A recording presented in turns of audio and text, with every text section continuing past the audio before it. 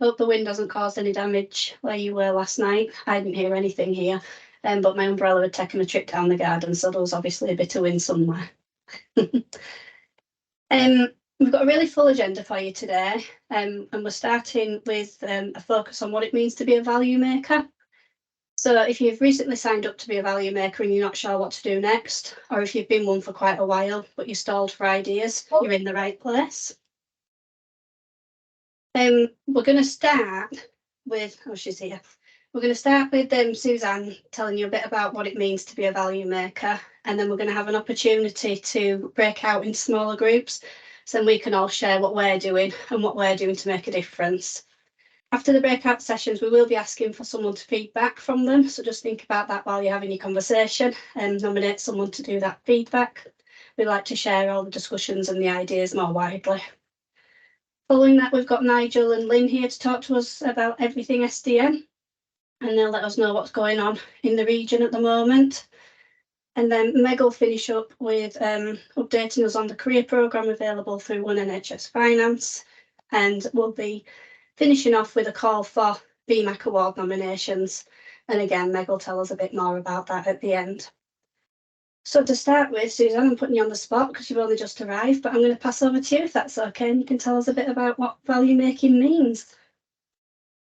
Thanks ever so much, Amy, and good morning, everybody. Hope everybody's well and looking forward to that agenda that Amy's just set out for you. So Amy's asked me to come and talk about what it means to be a value maker for me.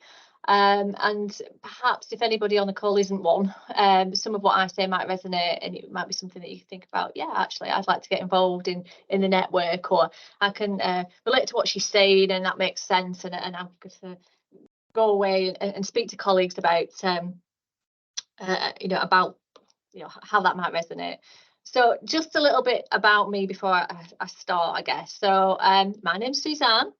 I'm the Chief Finance Officer up in Manchester at Greater Manchester Mental Health.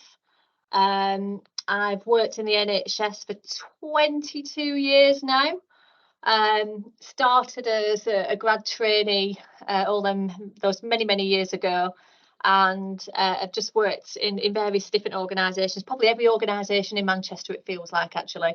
So I've been a commissioner for a number of years. I've worked in acute trusts, I've worked in region, I've worked in mental health now.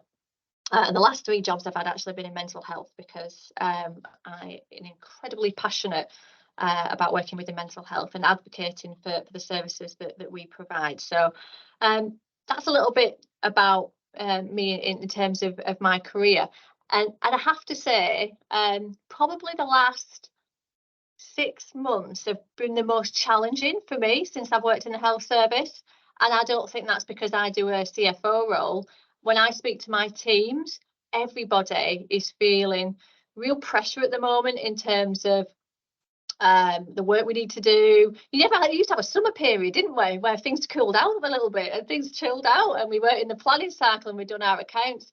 That doesn't feel like we've got any of those planning cycles anymore. It feels like it's all really busy at the moment, and the pressures that our teams are facing in service, resonates with the pressures that we have as well in supporting them. So I guess where to start is, I think the Value Makers Network is incredibly important during those times, because it is a huge support to each other and to colleagues and to people even that might not sit in your organisation, because it is really tough, and I know everybody's working so hard at the moment.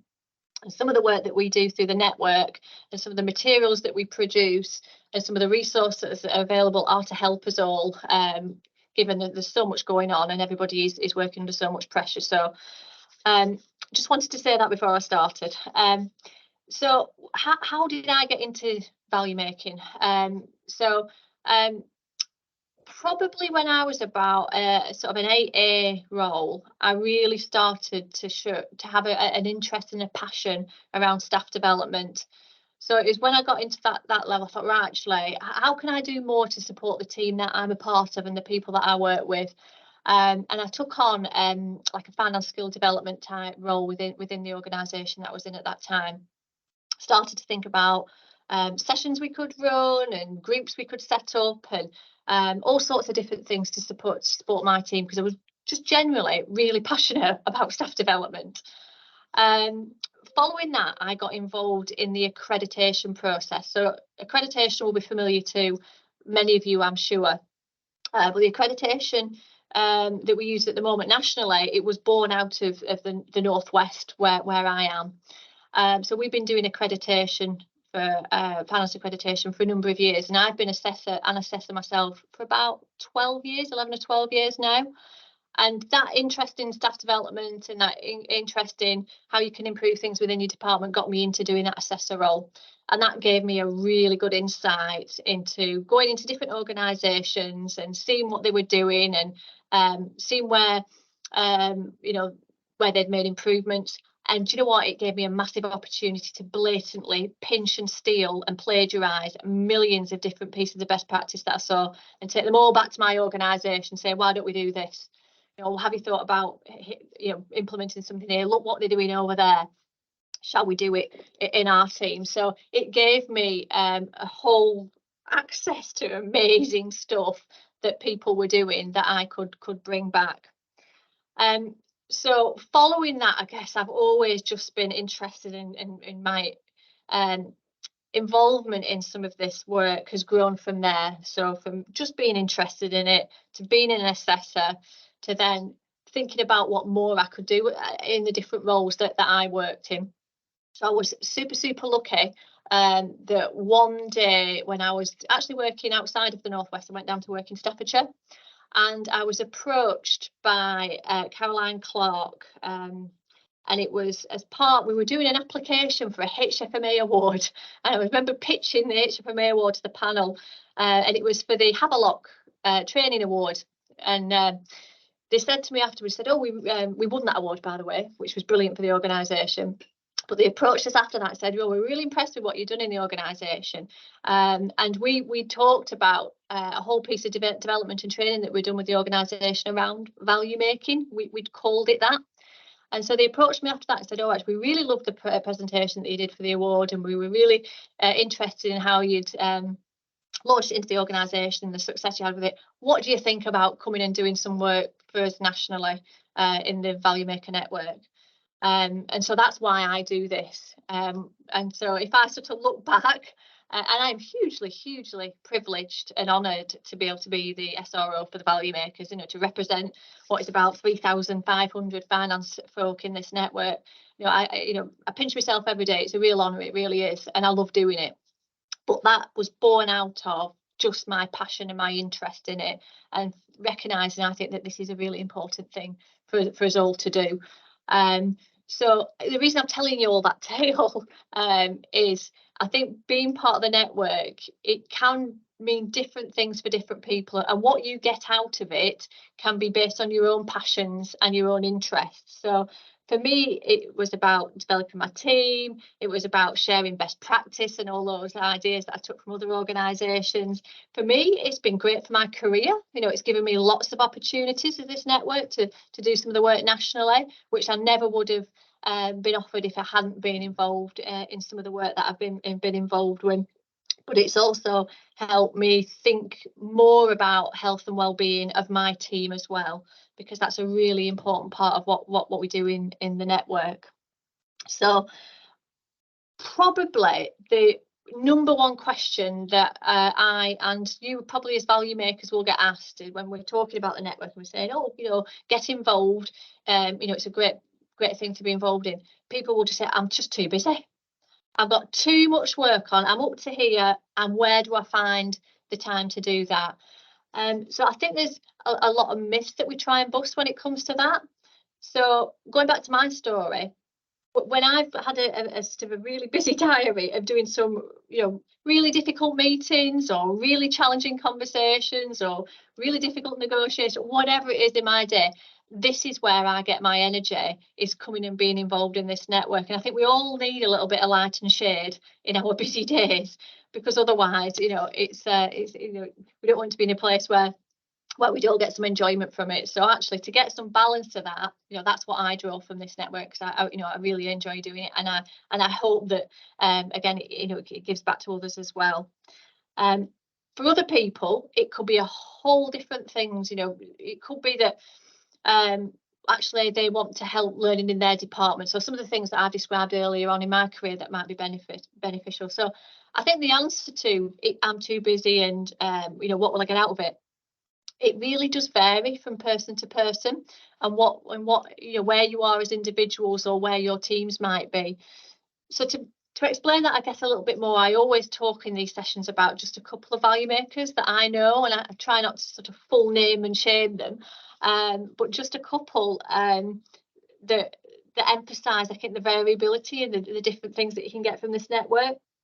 So we have a wonderful lady called Jill, and she was really interested in supporting her colleagues. She worked in a commissioning organisation, and CCGs have gone through so much change over the last 12 to 18 months, and she was really concerned about how we were supporting staff through that transition into the ICB world. So she, through the ONF work, as a value maker, really helped with putting some training sessions on and some webinars and some support for staff during that time, targeted at that particular group. And she did that because she really cared about those staff, and that was her time back to support some individuals through a really difficult time. So that's why she was involved in the network, and that's what she got out of it. Another wonderful value maker, Beth. So Beth, who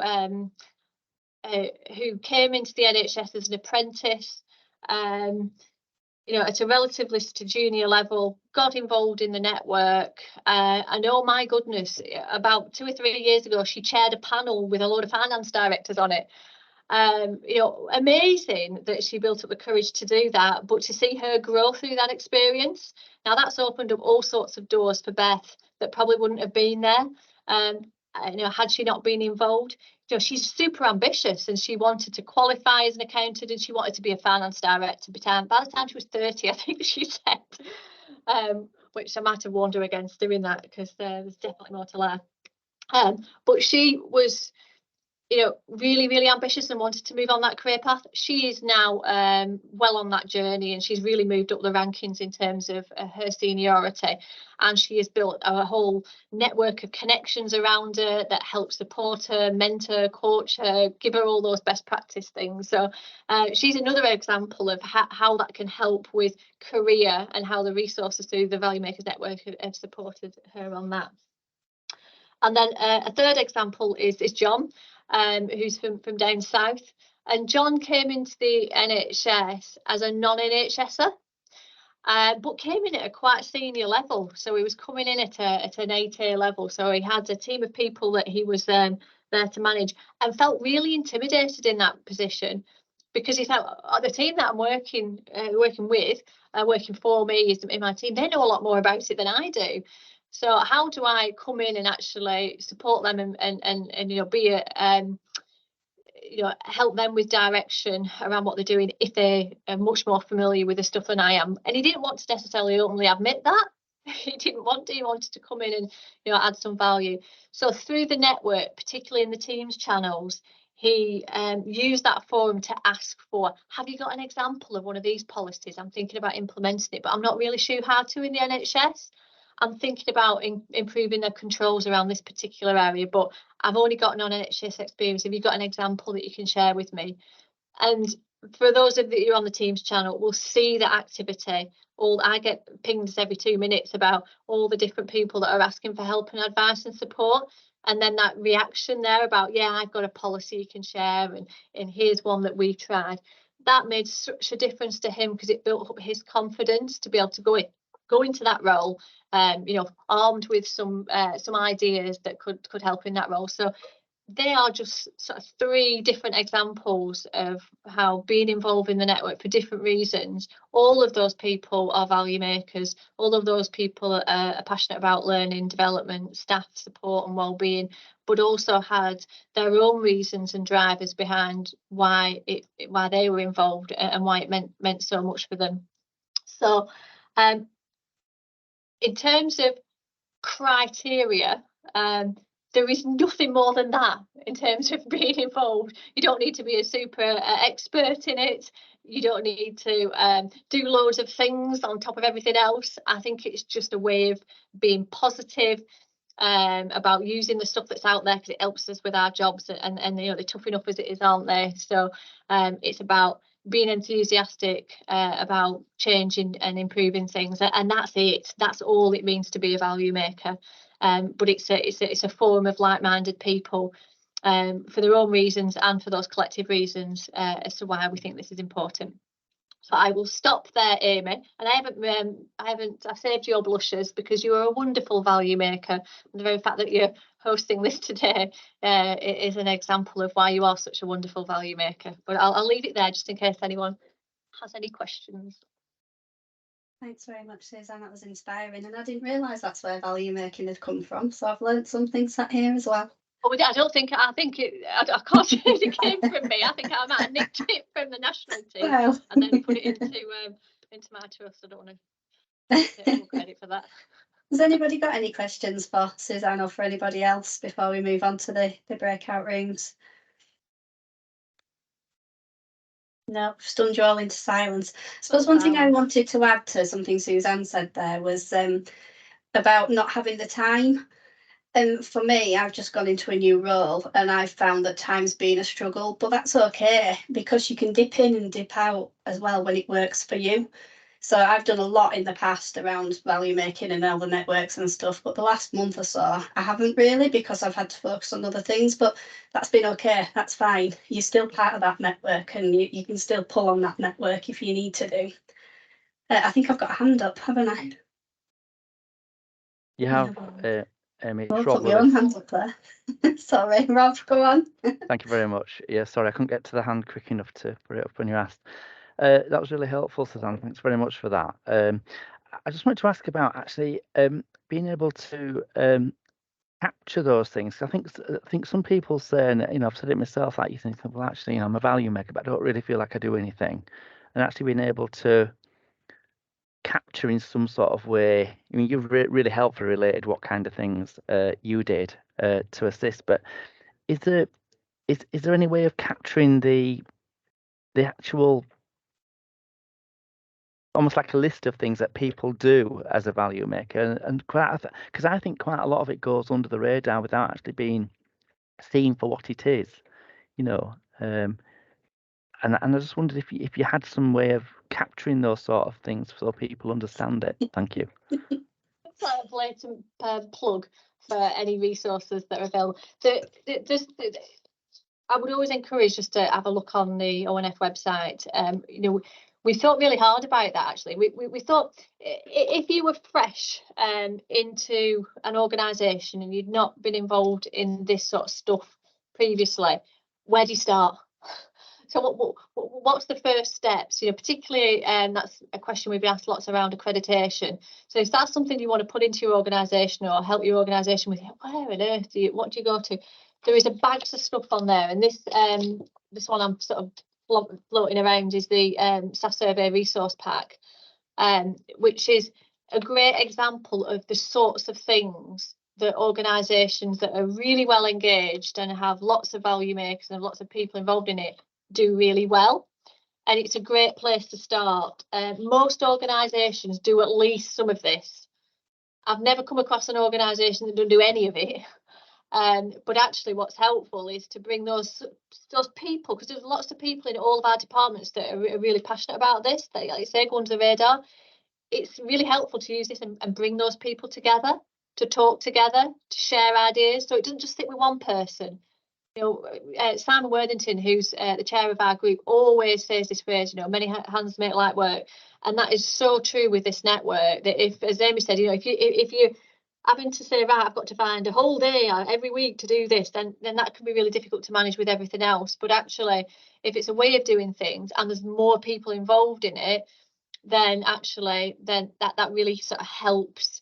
And so just sort of heightening the awareness of some of these documents and putting it out there, finding who's doing what and bringing that group together. In my organisation, we come together in a value makers group and talk about these sorts of things. We also have a group that come together to talk about EDI, and we have a group that come together to talk about health and well-being, and we've sort of organised it in that way. And those are people, and it's not like a 3-line whip saying, you've got to turn up at Tuesday and you've got to, it is literally a case of people come together because they are interested in this and they want to support it. We're just doing another document which I think is going to be awesome, because one of the areas that we I guess we're concerned about is around staff appraisals, and this is a really one of my personal objectives around supporting my team, and so I'm really glad that we've picked it up nationally as well. But that is a wonderful way to do some of the value making stuff, is through a really good quality staff appraisal, and unfortunately I don't think everybody gets one. So we do have, we just look at the staff survey results, don't we, and that suggests people might have had one, but are they getting real benefit from that? Is it really helping support people? Is it helping with whatever their aspirations may be or their development needs may be? So that is an example of a really practical thing for everybody on this call today. Whether you're receiving an appraisal or you're giving an appraisal, that will be a really helpful way. And by using that, that's value making. We're adding value to our staff and to each other by using these resources. So that's coming out soon, isn't it, Meg? Literally, I think within the next week or so. Yeah, it's imminent. I'm not entirely sure the exact date though. Yeah. It's just going for sign up. But there's loads of stuff on there, Rob. There's literally mountains of resources. One thing that I always, time, as Amy says, is precious, isn't it? And sometimes with some of the best practice learning and the showcase work that we do through the network, it's difficult to get to some stuff if you've got I don't know, you might be on holiday, you might have a really important meeting you have to go to, or you might have a really important deadline to meet. The fact that they're available to download or use or access at any time is really helpful. So we schedule our lunchtime learning sessions in my trust, and sometimes we just play them and just we'll just watch. The team will be encouraged to come to spend a bit of time out and just watch some of those resources rather than have to be available. So there's all sorts on there, and it's intended to be as accessible as possible, recognising that everyone's dead busy doing all sorts of other really important stuff as well. Thank you very much. That's helpful. Thanks, Suzanne. Okay, so if there's no more questions, I'm going to break you out into breakout rooms now, and I want you to think about the 2 following questions. So what are you doing to engage value makers? And what are you doing as a value maker to make a difference? So they're the 2 things I just want you to think about. Richard, I can see you giggling. And yeah, just have a discussion and then we'll get back together. We're running a little bit behind, so we'll get back together at 10:45 to give a bit of feedback before we move on to the next session. Hoping Meg or somebody's going to be able to do that for me. Thanks, Suzanne. I'll see you later. Tomorrow, Meg. Yeah, see you tomorrow. And I'm opening the rooms now, so if there's any technical issues and you get kicked out, just rejoin and I can add you again, because that just Teams sometimes does that. So yeah, you should be moving over imminently.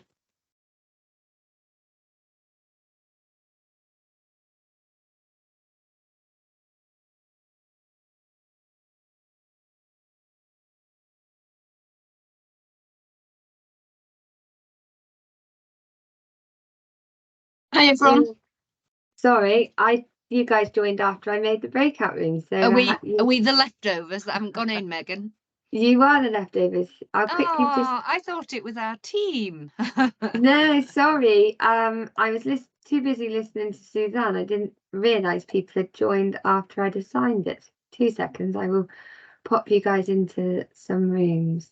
I was thinking, God, there's a lot of people with technical issues today. Right.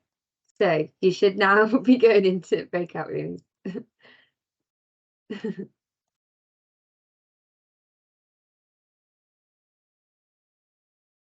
Or not?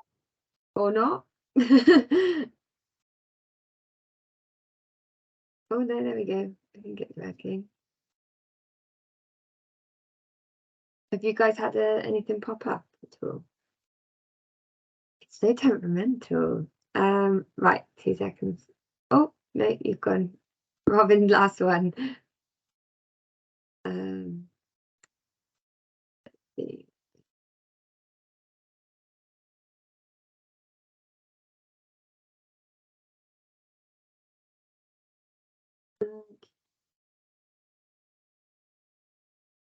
So I'll just try assign you to a different room, Robin, see if that sort of kickstarts it to move you over.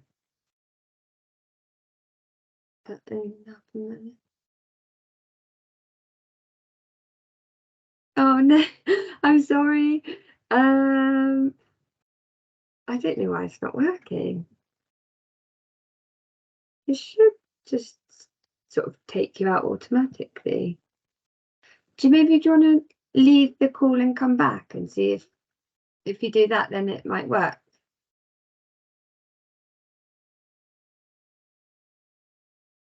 I don't know why that wouldn't work. Normally it would just kick them out if it's not working, isn't it? Yeah, I don't know. I don't know why.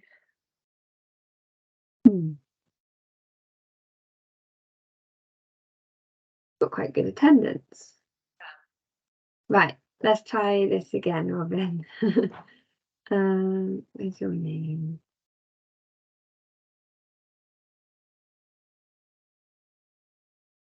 Let's see if that works.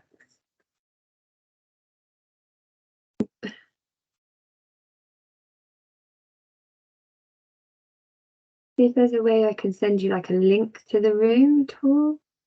I don't think there's a way. Oh, this worked. Right, I'm just gonna pop to you back here. I'll be back in a minute.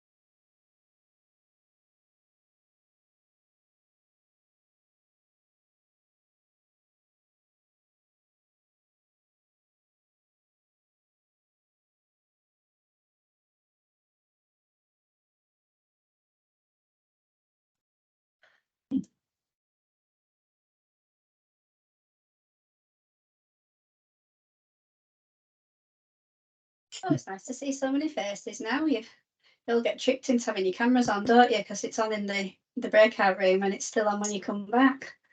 Lovely to see you all. Hopefully you found that helpful, to have a bit of a discussion about what you're doing and what you're doing in your organisations. We're just going to really quickly go around the rooms and just get a bit of feedback from everybody before we move on to the STM regional update. Won't take long with this. We've just got about 15 minutes, so just if you want to let us know the key points of your discussions. I'm not sure how many rooms there were.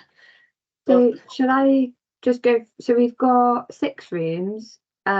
Room 1 is the room which had Lynn Hartley's room, with Richard, Robert, Melody, Okay. Gordon, Annette, and Terengale.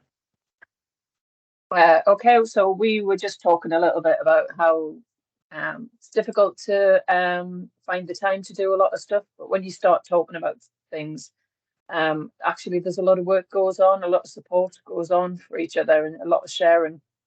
So we had Gordon from Leeds. Leeds have obviously got quite a well-established meeting, and they will be looking at some of their innovations, and so trying to find things to do on that. And then we talked a little bit about, actually being a value maker means that you could find people who do your job in other organisations as a way of reaching out and kind of forming your own kind of little network. But I think that was probably the gist of what we talked about. Thanks, Lynn. Thanks, Lynn. So room 2 was the one with Emily Ransom, Kelly Zanetti, Rebecca Calvert, Ed Elvidge, and Robin. Hi everyone, I'm Kelly. I'll do the feedback from our room. So we had, I suppose, a mix of a couple of people in our room aren't necessarily registered value makers yet. They've come along today to find out what it's all about. And then a recent value maker sign up, and then a couple of us that have been value makers for a little bit longer. So we had a bit of a conversation about what currently happens in our organisations, and so we had different views of we know exactly what goes on in our organisations, and we know how to connect with other value makers. And then perhaps our newer colleagues were a little bit unsure yet, but will be trying to find out more and are happy to be encouraged by some changes in staffing at their organisations. So it's definitely an overwhelming sense of wanting to be involved. There's different ways that we're engaging. So some of our organisations have meetings, some utilise Teams channels, and so there might be a little bit more that we can do at Leeds with a Teams channel potentially. And then we were having a conversation about what opportunities and things there've been, and we were saying that it is really good, and we would be encouraged by some of what Suzanne was saying around how you can reach out, and we'd like to do a bit more of that. Thank you. Sounds like a good conversation, Kelly. Yeah, thanks, Kelly. It's nice to hear that we've got some new people here as well looking to join the network, which is great. So room 3, that Rachel and Jenny's room. So that's Lewis Dale, Gaza Nazir, Kirsty Ladane, and Neil Kerner. Shall I take it? I was a little bit late to the room, but I don't think I missed too much. So we were discussing how folks were doing the accreditation and how there was a lot of work behind that. I think particularly in the ICB, because essentially they were doing it 5 times because they'd all merged fairly recently. But that maybe it was quite a good tool to drive some of the merging. There were conversations about how Rachel has 2 days in her work plan, essentially in her job description, to do FFF, one NHS finance. So as if you split it down the middle like a piece of rock, it should say one NHS finance in the middle. And that's you know, she was saying how lucky a position she was in for that. And I was just talking about how the beginning of being a value maker, and how we were taken down to London and it was all lovely and amazing and exciting, and then we were all sent home again, and we all looked at each other and went, oh, what are we supposed to do now? There isn't a map, there isn't a process to follow. What the hell are we meant to do now? And how it's been really good to have been broken into geographical areas now, so that we've got a bit more of a set of folks locally that we can coordinate with, and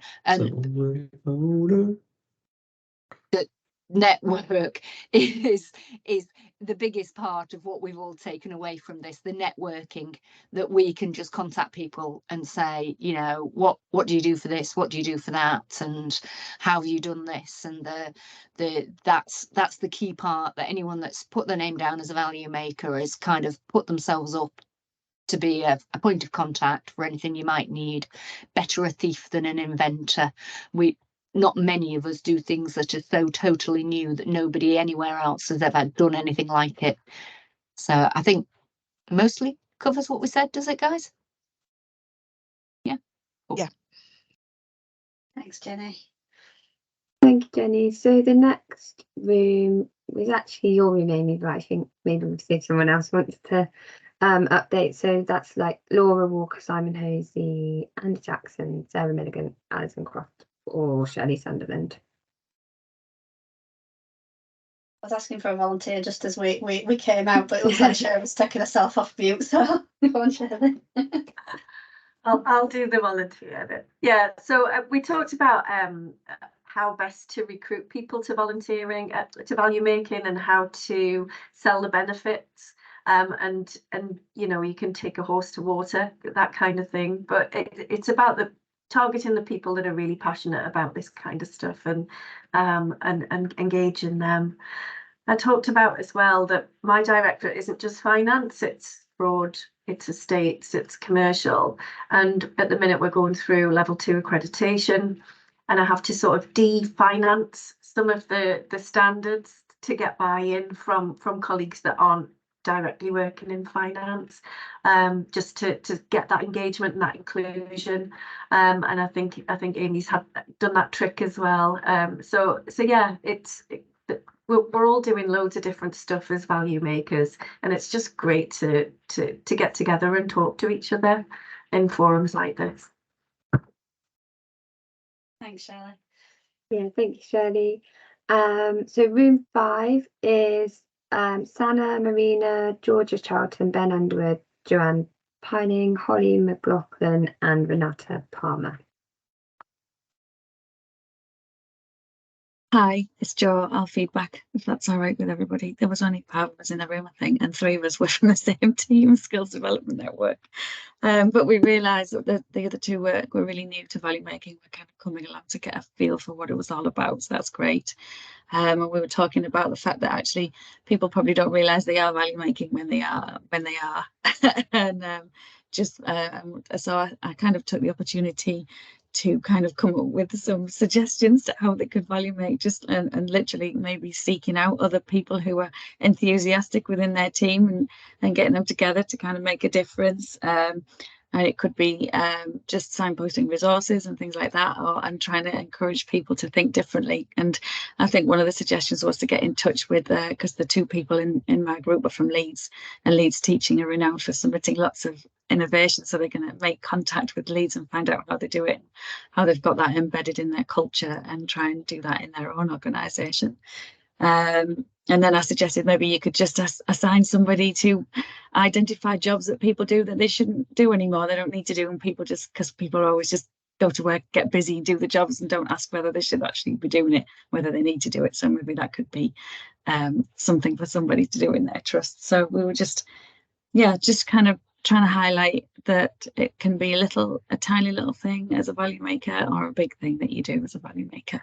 And maybe going into schools and colleges was the other one as well, to volunteer and encourage people to join the NHS when they leave school instead of going off to the private sector. So yeah, we just had a few thoughts on that. Thanks, Jo. Thanks, Jo. Sorry that the room ended up with 3 of you from the same team. It's the problem with the automatic assigning. It kind of throws out random groups. So the final room was Melissa Yeardley, Mark Songhurst, Nicola Bean, Leanne Armstrong and Lydia Dixon. Excellent. The team nominated me to do the feedback. I said who's feeding back, and to be fair, cricketing is obviously a great skill because the ball was returned my direction rather rapidly. We talked about some of the positions that the people are finding themselves in the organisation. So some of the changes that people are going through, where they are in their careers, and how they'd got involved in value making. So some of the things that actually I found really interesting was that people were saying actually it's part of their induction processes. Have you thought about signing up to be part of the HFMA? Have you thought about signing up as a value maker? And that's actually on people's intranet page, which I thought was really good, because then it doesn't get forgotten and doesn't become word of mouth. We talked about the different kinds of meetings, and that's sort of straight on to actually not just having face-to-face meetings or Teams meetings, but things like walking meetings, and trying new things out.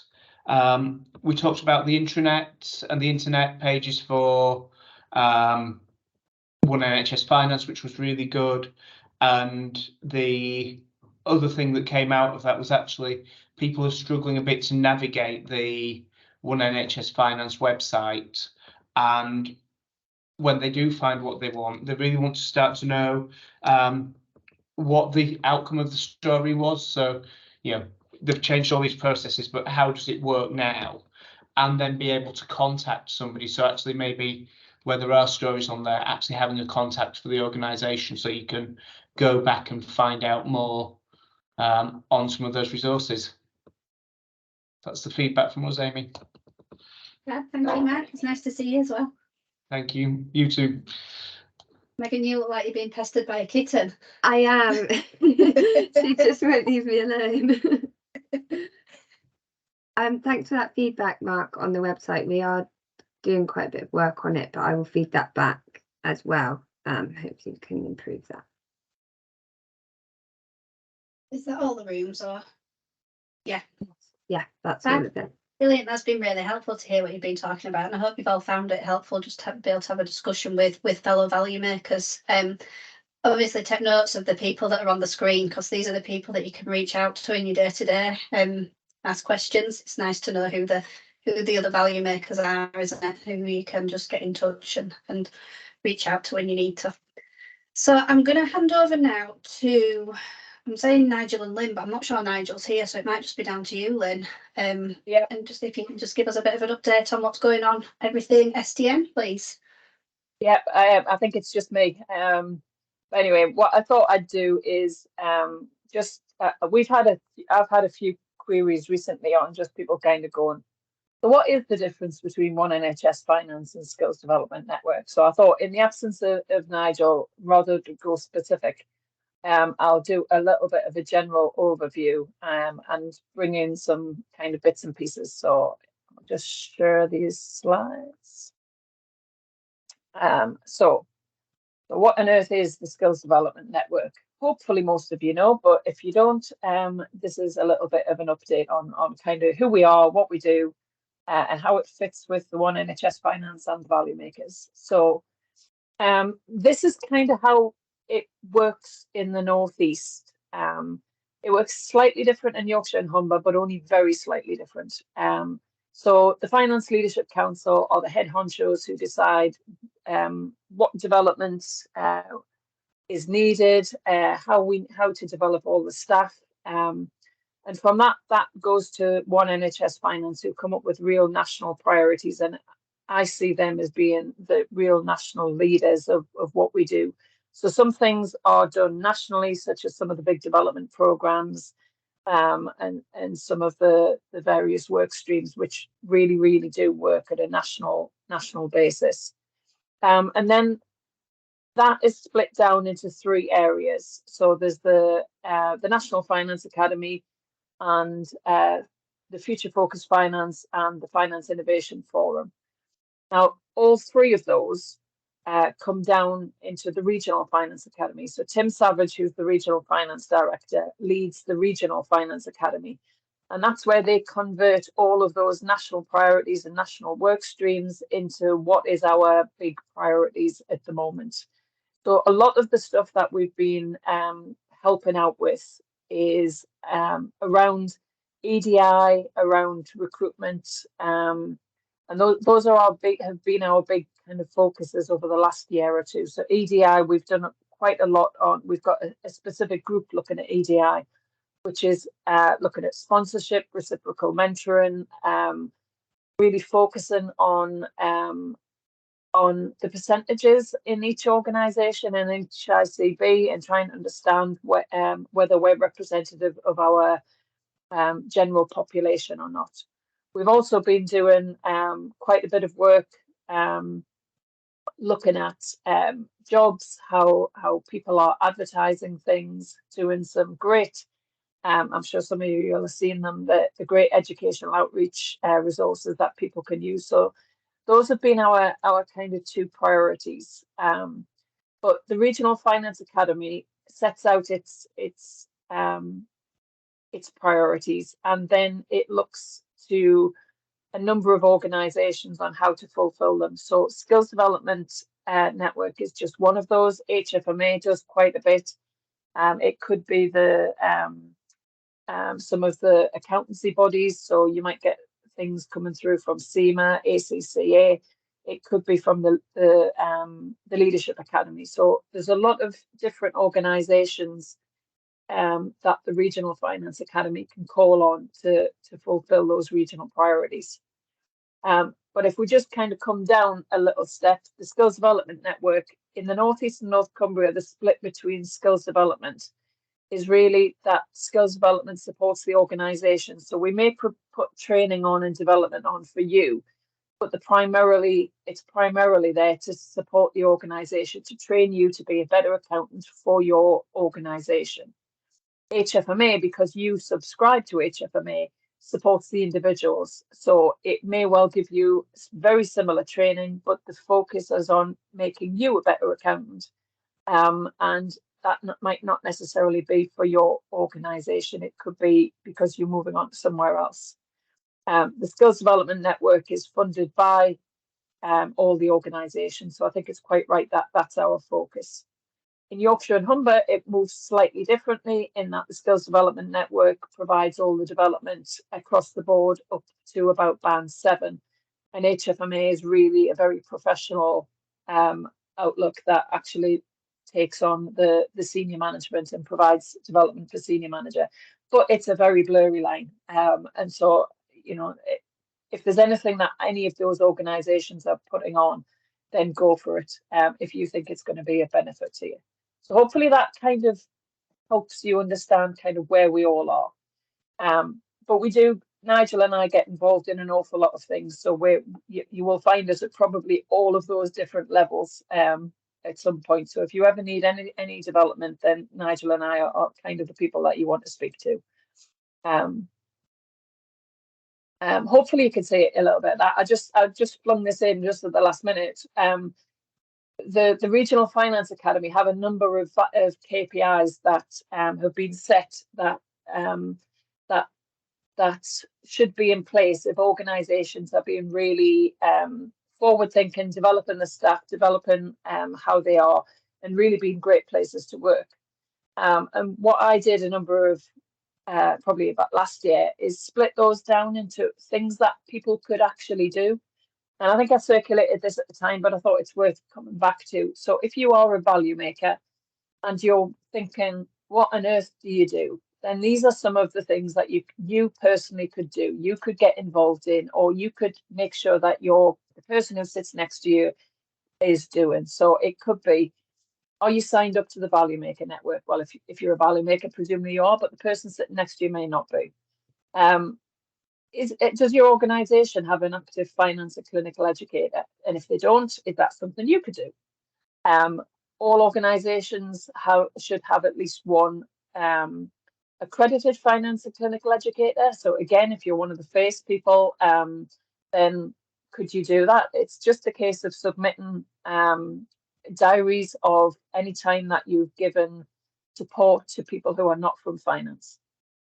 Has your organisation got a health and wellbeing champion? And if not, could you be that? All organisations should have an I&D ambassador. If you don't know who yours are, then find them out. And all organisations should have at least one accreditation assessor. And again, that's something you could do. I wouldn't go for all of them because you'll be shattered. But actually, if there's any one of those that actually really floats your boat, then maybe that's something you could do. So that is something that's really easy. And I'll circulate these. I'll share the PDF. I was going to try and put it in the chat, but we can't upload files. So I'll share it with everybody on the call. But I've gone through and put the links on that. If you just wanted to be any of those, you could just click. That's where you need to just click to find out a bit more about it. So those are the things that you could do. Then there's things that you could encourage other people to get involved in. So any of your teams. So is your CFO signed up as a sponsor? So ask them the question in any of your team briefs. Have you got somebody? Does anybody input into the National Careers website? Do you know that there's a National Careers website? You can have a click on there, find out about it. Is everybody taking part in the national development programs? And again, there's a link to all the programs. The stuff that we've been trying to help with is the engagement with schools and colleges. So there's things around that. You know, is anybody going out to do that? And do you need any support with that? There's all kinds of things that people are you registered on the national Teams platform to get all these pings that Suzanne was talking about? You've got to change to a different instance, but it's fairly straightforward. I keep mine on my phone, so they come through there rather than on my main Teams instance. But you know, once in a while, just make sure that everybody's signed up to Skills Development Network because it's all paid for, so they can access that for free. All people should be signed up to One NHS Finance. And if you're band 7 and below, then it's free to be a member of HFMA. And anybody over that should probably be a member anyway. And it's only about 50, 60 quid. So it's a good investment, really. And then finally, kind of the things that your whole organisation should be looking at. So have you got a process to review some of the innovations and have a look at how that might work when everybody's really busy? Some of these things might save quite a bit of time. And actually, I think time is almost a currency now. So anything that can save time is well worth having a look at. Can we collaborate? Is there anything that anybody's got a burning urge to do? I was talking to somebody recently around looking at automation, and actually, is there something that we could do around automation and share what we're all doing?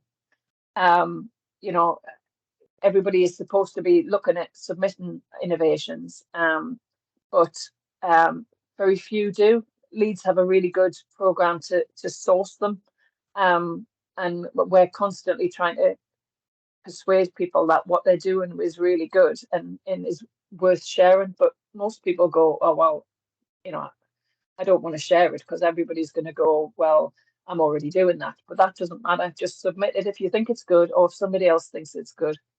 Get them submitted. Get the little accreditation for submitting innovations. And then there's a lot of work going on towards the accreditation that you can get involved in. So I just thought that was helpful. I found that helpful to think about actually what you can do. So all of those have got the actions that you could do that would help those KPIs. And I'll share those. I think there's already been a thing in the chat, basically just, are you missing out? So a lot of people signed up originally to Skills Development Network, to the HFMA, to One NHS Finance, but used old email accounts and have moved on now. So log in with your old email, update it, and then you'll get access and everything will be shared. So you might be find that you're missing out on a lot of stuff. And I could go through some of the Skills Development Network things, but this is basically our mission statement. We are here to get people working together to improve things, to encourage people to be as good as they can be. And we are by the NHS for the NHS. So we are here to help. We are part of you. We're all here at your disposal, really. And this is our main areas of focus. So we do, I think a lot of people know us for the personal development and maybe the management and leadership development, but we do a lot of workforce development as well. So there's a lot of things that go on around this. We do the dreaded census that somebody in each organisation's got to complete every 2 years. And there's a lot of information that comes out of that about what the age profile's like, what the EDI profile is like, what kind of qualifications people have got, that it can allow organisations to start planning for the future. The national initiatives, we've talked about One NHS Finance. Skills Development Network covers procurement and informatics, so finance is almost a small element of what we do. So we are very heavily involved in the other national initiatives. We try and promote networking wherever we possibly can, and we are doing quite a bit around accreditation support. So if anybody's looking at accreditation and wants a bit of help, then that's something that we could potentially do as well. And finally, we've got the website. We've got an awful lot of e-learning, top tips, really useful things that are on the website. So it's difficult sometimes to make the time to go on and have a look, but I think it's really useful if you do. So I think that's pretty much my spiel. Hopefully, most of you probably knew all of that already. But if there's any questions or anything that anybody's got, more than happy to take any questions. Lynn, is there any questions, anyone? No? Well, you know, Lynn's email and phone number are behind us, so if you do want to reach out to her separately, then please do. And I was just wondering whether it'd be worth us putting a link to the Skills Development Network website and the HFMA website and the One NHS Finance website in the chat, just then people can click into it. So I'll have a look. I'll do that now. Something easy to get to. Fab, thank you very much, Lynn. Oh, we've got a hand, Kelly. Sorry, I really do get confused now with the react and raise button. It takes me too long to get to my buttons. I was just going to say, I thought some of those resources in that presentation were really good, Lynn, and I think, you know, thought-provoking. Would you be willing to share so we can take sure, some of those ideas away and have an exploration in our organisations? Thank you. Yeah, no problem. Thanks, I'm happy to circulate that for you, Lynn. If you want Lovely. to send it Thanks, to Meg. me, I can do it with some links and things after the session. Brilliant. So following that, we'll move on to Meg, who's going to tell us a bit about the career programme that's offered through One NHS Finance. I'll pass you over to Meg. So this session, I think, is going to be a little bit quicker than initially planned, because what I was hoping to do was get someone who's actually been on one of the programmes to come and chat to you. But as you guys know, things are bit mental at the moment, so I struggled a bit with that. So I'm just going to talk you through sort of what's available, so that if there's anything that you're not aware of, you can then share that within your organisations, or if it's something that's suitable for you, you could maybe think about attending yourself. So we've got a suite of development programmes that we run through the National Finance Academy, and the aim is that it's sort of a one-stop shop for career development for anyone at any stage in their career. So I'll just share my screen quickly, and there's this document, you may have seen it before, it sits on our website on the programmes page. But you can see we've got Career Shapers, which is for bands 2 to 4 colleagues. This will consist of 1 day in person and 4 days online, and so you sort of hear from different colleagues about their own career stories, maybe taking a sideways step, not necessarily having to go straight up the ladder, understand a bit more about the business. It's all about networking. Then you've got career developers and career progressors. These are both 3 full-day face-to-face programs, and we run 2 cohorts for each of these. So we'll run one in the north and one in London. The reason for those sort of doing one in North and one in London is London's quite accessible for the southern regions to get to, and then obviously we've got North East Yorkshire and North West. Go to the North cohorts, and those ones, again, it's very similar. It's like hearing from different people, looking at your personal development, taking that next step, application practice, interview techniques, all sorts of different things. They're really helpful programs if you're looking to sort of take that next step. So career developers, that's bands 5 and 6, and then career progressors is 7 to 8B. We are actually tweaking these slightly this year, so those bandings and programs are going to slightly change, but the overall gist of them is going to stay the same. There's going to be something for everyone, and you'll be able to find out information for it on the website. The Go and Beyond program is it is 5 days at the moment for bands 8C and above, but that's actually going to be 4 days going forward. And this is for people looking to sort of take that next step into sort of deputy director level. So you'd hear from people who are in those levels doing the job, and what the difference is, what the step up is in when you are taking that step. Then we've got the Accelerate Deputies role, which is for deputy DOFs. Then this is for people looking to sort of take that next step into the CFO role. This one's a 2-day residential program, so you stay overnight, and there's a bit of a networking dinner. Then we've got the National Finance Talent Pool, and that's a 2-year program. So you have a residential session, and then you have masterclasses that follow. And then finally, we've got one for first-time CFOs. So if you are taking your first board level role, then that's a 2-day residential program, which again just helps you to have the skills needed to do that role.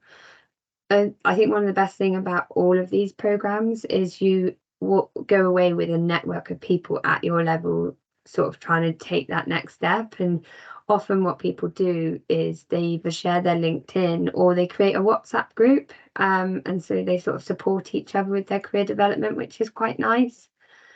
And then we've got sort of our EDI positive action program. So there's the sponsorship program, which isn't a development program as such. That this is sort of a relationship program. So we'll pair you. You have to be from a protected characteristics, but we pair you with a more senior colleague, and they sort of help you on a one-to-one basis with your career development and supporting you and giving you experiences that you might need to take that next step.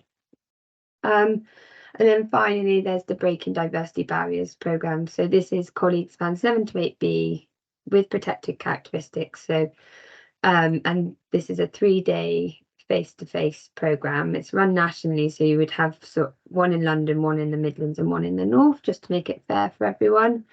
And this one is similar to Career Progressors, but it has more of a focus on sort of breaking those barriers and what colleagues with protected characteristic, what barriers they do come against and how to overcome them. I know that's a lot of information, but what I can do on our website, that on the programs page, there is a specific page for each of these programs with more information. So when I send out Lynn's slides and things, I'll send out links to everything, so you've got access there. But you can register your interest for these at any time throughout the year, and then there's 2-month slots where you can actually apply. But if you were to register interest, I'd send you an email when applications open, and then it's just a online MS Teams form. You do have to have a line manager sign off, and when you fill in the form, it's basically just your information and then a personal statement, a bit about sort of what your career's been like so far, why you think the program would be good for you, and where you want to go. So I appreciate that's a lot of information, but does anyone have any questions around sort of the programs that we have on offer?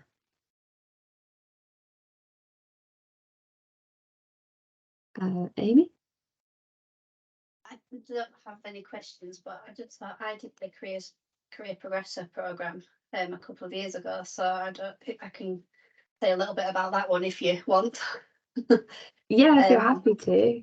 Yeah, it was a couple of years ago now, and at that point I wasn't quite sure where I wanted to go with my career. I was kind of really conflicted between, do I want be career driven, or do I want to focus on being a mum? Because I've got a 7-year-old daughter. And I really didn't know what my priority was and where I wanted to go and what was next for me or anything like that. And I've been at Airedale for 18 years and kind of thought I'd always be there, that'd be forever. And what were the opportunities within that organisation for me? So I went on the course, and it really helped me put into perspective what I wanted and where I wanted to go. So I had a really honest and open conversation with the group of people that were there to say that at the moment my priority is my daughter, and I like that I live 5 minutes away from school, and I like that I lived 5 minutes away from where I worked, and everything was just on the doorstep and it all worked for me and it was comfortable. But actually it made me really think about stepping out of my comfort zone and pushing out of my comfort zone.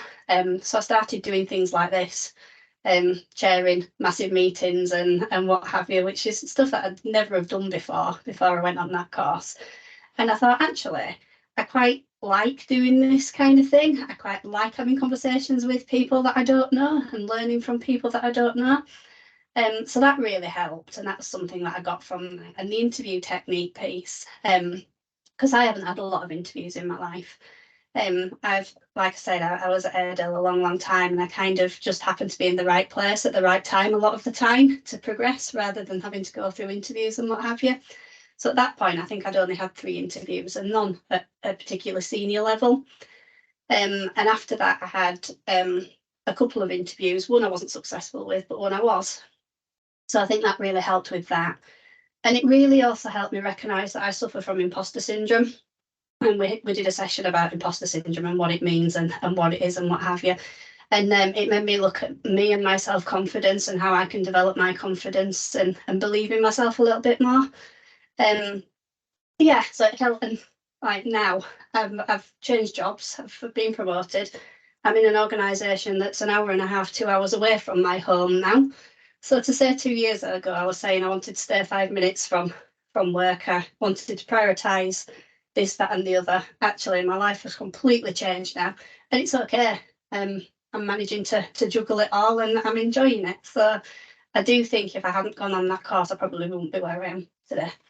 So there you go, a little bit of inspiration for you all. I would really recommend it if you're interested in signing up. Thank you, Amy. That put you on the spot there a little bit. All right. So, any questions for Meg on those programmes? We'll obviously circulate the links, so then you can have a look and have a look at the details behind them. And if you have got any questions, reach out to anyone NHS Finance colleagues. Yeah, if you do have any questions offline, you can just drop me an email. I'm happy to share my email with you guys and answer any questions. Okay, so the next bit is still you, Meg. We're talking about VMAC, aren't we? The VMAC conference in a couple of months, and the awards. We're hoping that we can persuade people to put people forward for awards. Yeah, hopefully. So the VMAC annual conference is coming up on the 24th of November. So it falls on a Friday. It's going to be taking place in London. So if you haven't already signed up, please do. There's still lots of places available at the moment. It's going to be a really good day. If you can't make it to London, because I know it's quite far for you guys, there is an online version. So we'll be streaming the whole day. So you can, and if you feel like you can't give up the whole day, feel free to dip in and out. Don't let that sort of deter you from signing up at all. But as well, most of you will know, we give out awards annually to all our value makers to just sort of thank you guys for the hard work that you do throughout the year. And at the moment, we're just trying to get some nominations from everyone. So nominations are, well, entries for nominations need to be in by the 9th of October. So we've got, was that about a week left, I think? Yeah, just over. So I just wanted to do a little bit of a call out to you guys and explain a bit more about what the award categories were, because we have changed them slightly this year, and just encourage you to sort of put your colleagues forward if there's anyone springs to mind when I'm chatting through the categories.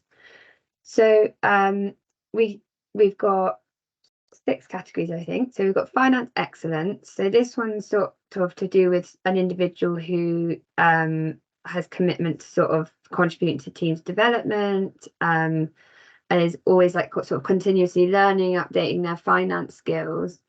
And it doesn't, when you're thinking about the different awards, someone doesn't need to have done something massive, but if you can think of a colleague, you think, oh, you know, they've actually tried really hard this year and they've made a difference within our team, like, do put them forward. So we've got the champion of change, which is someone who sort of helps to enable change within your team, is really keen to, doesn't shy away from sort of a challenge, is if something needs to be developed, they're always sort of there getting involved. Got the team player, which kind of, I guess, speaks for itself, someone who's got good relationships within the team with both clinical and finance colleagues. Sort of goes above and beyond their job description. We've got an EDI award, so that's obviously someone who's been playing an active role in implementing EDI within your team, or not necessarily implementing EDI, but just being inclusive with everyone in the team. If you can think of someone that behaves like that within your team. Then we've got the Finance Education Award. So this is sort of related to our FACE network. So that's colleagues that educate your clinical colleagues to ensure that they know a bit more about finance. So if you've got someone in your team that actually does this quite regularly or is quite involved with this, that they'd be perfect to put forward. And then finally, we've got the Rising Star. So all of the other awards, they can be anyone in your team. It doesn't matter about band, job title, as long as they're a value maker, then they can be nominated. The Rising the Rising Star one is there to recognise just some of the lower banded colleagues, so bands 2 to 5, and just people that are standing out to you, that someone you think, oh, you've got some talent, and you can sort of see them moving up quite quickly and getting involved with things. So if someone springs to mind for that, please do nominate them, because it's nice to recognise them, and they get a nice award and come up on stage on the day and things like that. So we've created a new Value Maker Award nomination guide, and I've just skimmed over sort of the category information. There's a bit more in there than what I've said, so I'll send that link to you guys as well.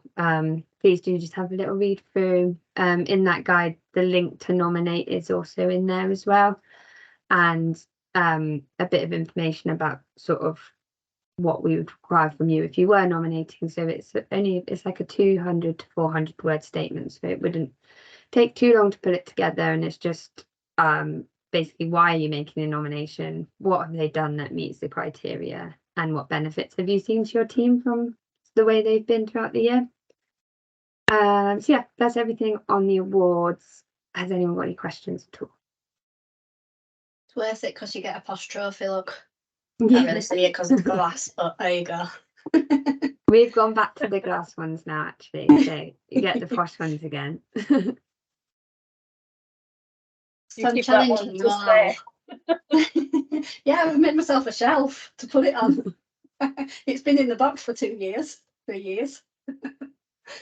So I'm going to challenge you all to go away and think about someone in your organisation that you can nominate for one of those categories, because you'll all have loads of people that meet those requirements. So go and get yourself, go put a nomination in. It'd be great to recognise our colleagues. And there's a note in the chat, can we get a list of value makers in our organisation? And that's something you can provide, isn't it, Meg? Yeah, that's no problem. I will send that over to you, Leanne. And if you've got someone in mind to nominate and they're not on the list, they can very, very quickly be added to the list. Just get them to sign up. Yeah, it's a nice way of getting people to sign up. Any questions, anyone? Or anything anybody wants to add? I'm conscious we're about half an hour before we're expected to finish, so we can give you half an hour of your lives back. Go get a brew rather than plunging straight back into the world of finance. There's a question in the chat. So the deadline's the 9th of October. So about a week to get those nominations. About a week on Monday. Thank you for joining us, everyone. Go get yourselves a brew. Nice to see you. And like I say, reach out to anybody on the screen if you want to do. And we're all value makers. We're all here to help each other out and support each other. Thank you very much. Thanks so much, Amy. Take care, everyone. Thanks, Amy. Thank you. Bye. Thank you. Bye. Bye. Thanks, bye.